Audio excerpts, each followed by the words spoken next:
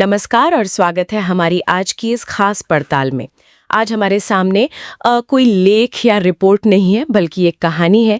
एक कहानी जो एक दस्तावेज में छिपी है। हाँ, और ये कहानी है एक उभरती हुई अर्थशास्त्री अनुप्रिया की, और दस्तावेज हैं उनका सीवी। बिल्कुल, हम आज ये समझने की कोशिश करेंगे कि आज के दौर में एक कामयाब एकेडमिक प्रोफाइल सिर्फ नंबरों और डिग्रियों का खेल क्यों नहीं है। और ये वाकई एक दिलचस्प कहानी होने वाली है, क्योंकि देखिए, एक अच्छा सीवी सिर्फ ये नहीं बताता कि किसी ने क्या किया है, वो इस बात का भी इशारा करता है कि वो आगे क्या करने की क्षमता रखते हैं। अच्छा, हम इस प्रोफाइल के हर हिस्से को जोड़कर देखेंगे कि कैसे शिक्षा, हुनर और जुनून मिलकर एक ऐसी तस्वीर बनाते हैं जो भविष्य की एक झलक देती है।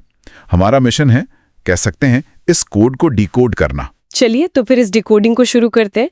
सबसे पहले नजर डालते हैं उनकी अकादमिक बुनियाद पर।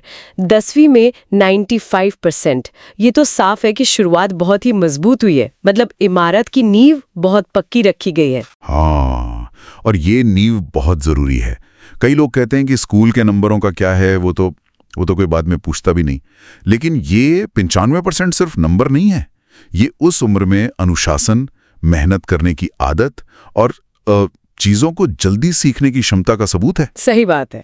ये वो ट्रेनिंग है जो बाद में काम आती है। ये एक दिलचस्प नुक्ता है, लेकिन इसके बाद का जो पैटर्न है वो मुझे सोचने पर मजबूर करता है। इंटरमीडिएट में 74.8%, फिर बीए इकोनॉमिक्स में 70%, और फिर अचानक मास्टर्स में एक जबरदस्त उछाल सीधे 81% पर। जब मैंने ये देखा तो मेरे मन में आया कि शायद ग्रेजुएशन के दौरान वो अपने विषय की दुनिया को बस टटोल रही थीं, अलग अलग चीजें समझ रही थीं। क्या ऐसा ही होता है?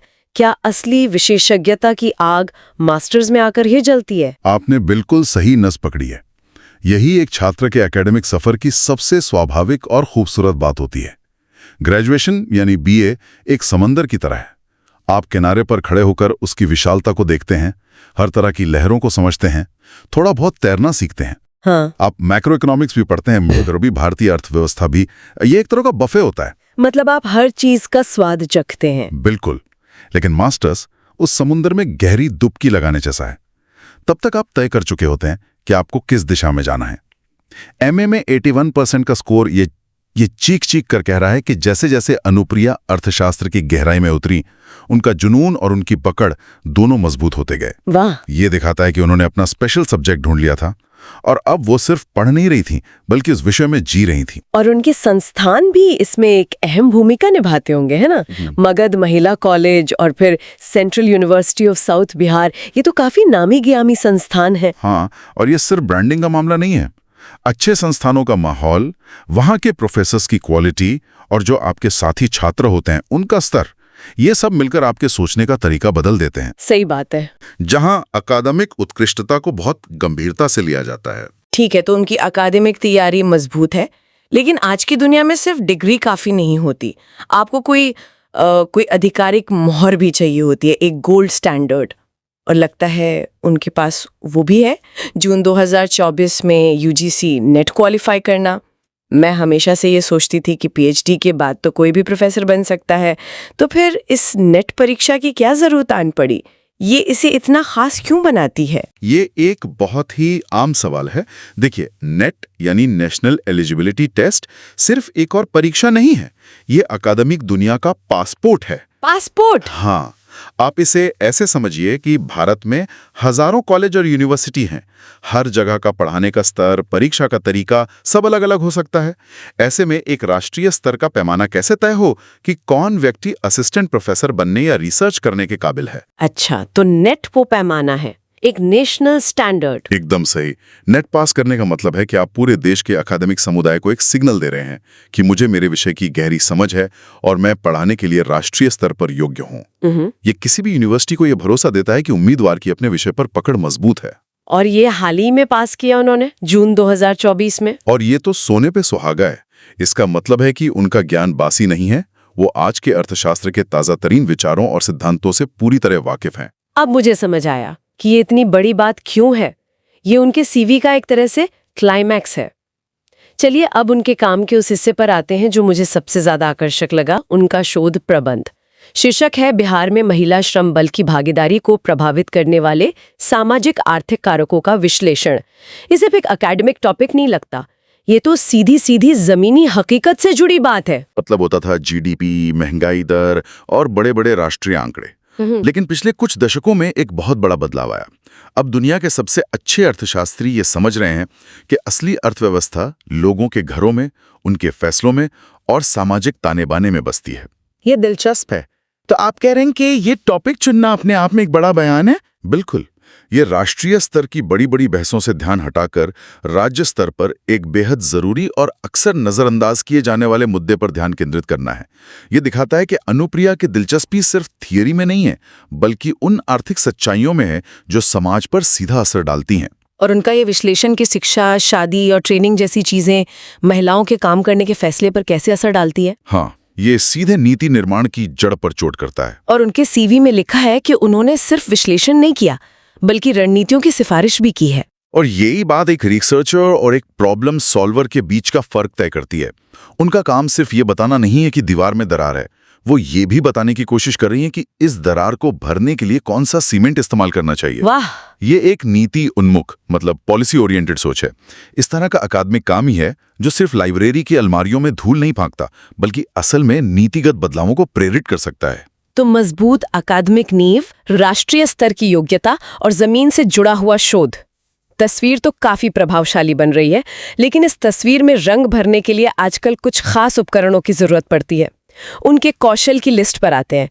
यहाँ MS ऑफिस जैसे आम औजार भी हैं और स्टैटा और ई-व्यूज जैसे खास हथियार भी। मैं इन्हें हथियार नहीं बल्कि जासूसी चश्मे कहना पसंद करूंगा। जासूसी चश्मे? हाँ, सोचिए, स्टेटा और ई-व्यूज एक अर्थशास्त्री के लिए ऐसे ही हैं। वे आपको हजारों लाखों लोगों के डेटा के ढेर में छिपे उन पैटर्न को देखने की ताकत देते हैं जो नंगी आंखों से कभी नहीं दिखते। वाह, ये तो कमाल का उदाहरण है। मतलब इन उपकरणों से वो डेटा के अंदर की कहानी देख सकती हैं? बिल्कुल। वो ये पता लगा सकती हैं कि क्या सच में लड़कियों को 12वीं के बाद सिर्फ 1 साल की वोकेशनल ट्रेनिंग देने से उनके नौकरी करने की संभावना 30% बढ़ जाती है। अच्छा। या जिन परिवारों में महिला मुखिया होती है, क्या उन घरों में बच्चों की शिक्षा पर ज्यादा खर्च होता है? ये इन उपकरणों की शक्ति है। ये सिर्फ सिद्धांत नहीं है, ये डेटा के जरिए सच को खोजना है। और उन्होंने रिग्रेशन एनालिसिस और पैनल डेटा मॉडलिंग का भी जिक्र किया है। हाँ, जो यही काम करने के और भी उन्नत तरीके हैं। ये तो बहुत शक्तिशाली है, लेकिन लिस्ट में तकनीकी कौशल के साथ साथ सॉफ्ट स्किल्स भी हैं। बोलने की कला यानी आर्टिकुलेशन, अनुकूलनशीलता या अडेप्टेबिलिटी और सहयोग, कोलैबोरेशन। ठीक है। क्या ये सिर्फ सीवी को अच्छा दिखाने के लिए लिखे गए शब्द हैं या इनका भी कोई असली मतलब है? इनका मतलब तकनीकी कौशल से भी ज्यादा हो सकता है। मुझे एक कॉन्फ्रेंस याद है जहां एक जीनियस रिसर्चर अपना पेपर प्रस्तुत कर रहा था। उसने कैंसर का इलाज खोजने की दिशा में एक बड़ी कामयाबी हासिल की थी।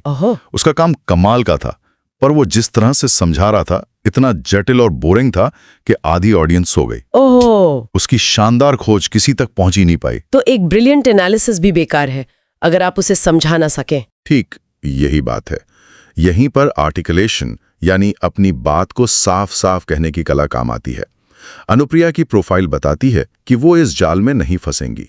इस डाटा से विश्लेषण करना एक हिस्सा है, लेकिन उस विश्लेषण के नतीजों को सरकारी अधिकारियों या आम जनता को सरल भाषा में समझाना दूसरा और शायद ज्यादा जरूरी हिस्सा है। बिल्कुल। ये तकनीकी और सॉफ्ट स्किल्स का मेल ही एक अकादमिक को प्रभावशाली बनाता है। तो अब तक हमने जो भी देखा वो उनके पेशेवर व्यक्तित्व को दिखाता है, लेकिन इंसान सिर्फ अपने काम से नहीं बनता, उनके दिलचस्पियों और शौक की लिस्ट पर आते हैं।